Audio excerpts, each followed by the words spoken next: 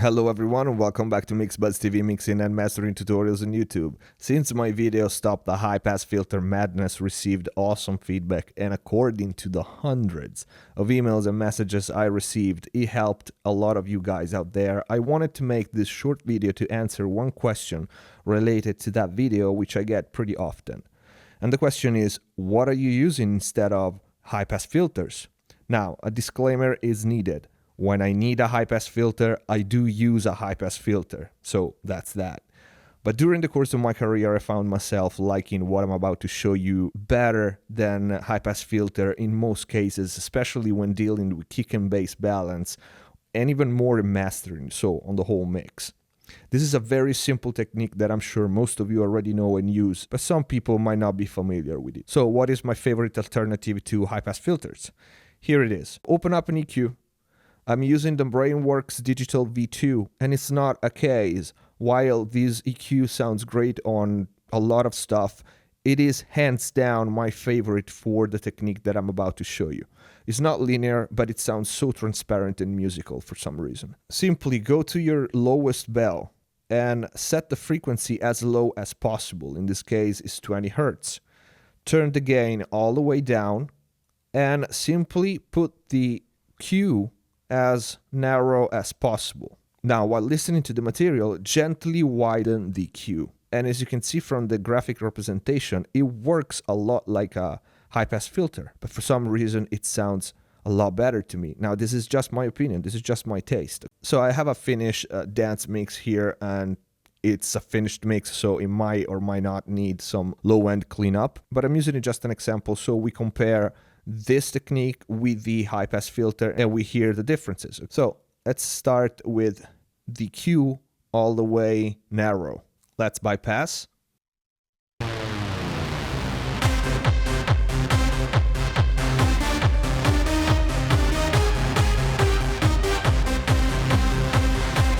And widen the Q.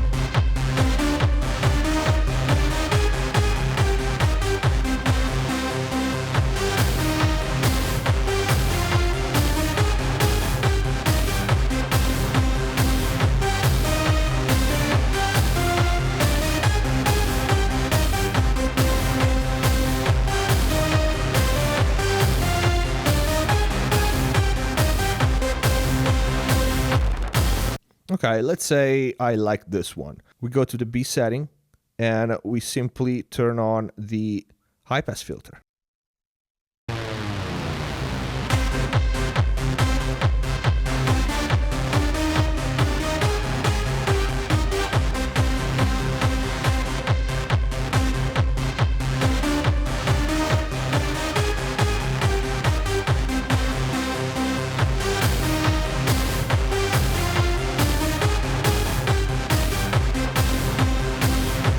Let's link it and compare with the other setting.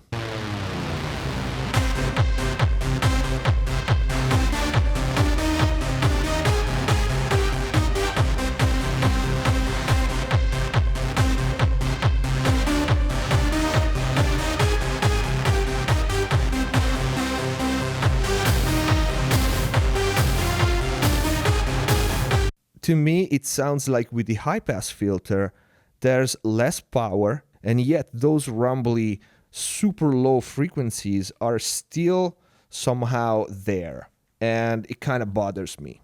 While with the A setting, using the Q, it still retains the power, but it's cleaner in those subby frequencies that really we don't need. And like I said, this is just an example. This is a finished mix. It might improve or not. It depends. Mostly on taste at this point, but let's try this technique on a mixing situation with kick and bass. Okay, so I soloed the kick and the bass of this mix just to give you an example, and I kind of created a problem, which is the kick is a little flabby and it has some super low frequencies that we don't need. So let's hear it.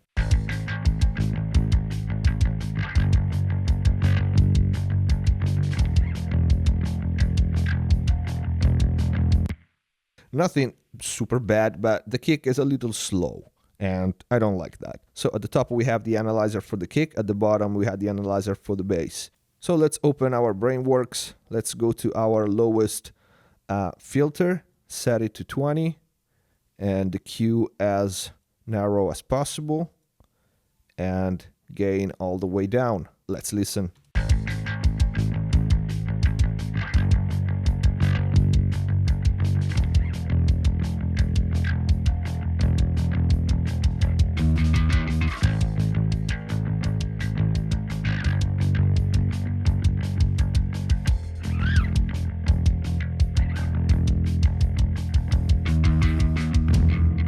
Let's say this is about right.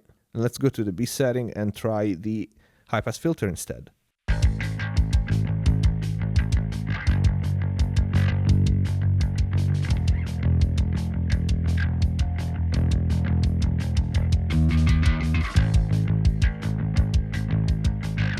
It's too much.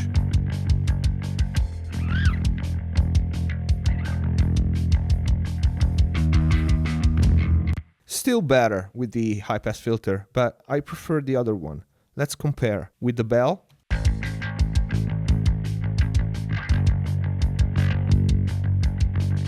HPF.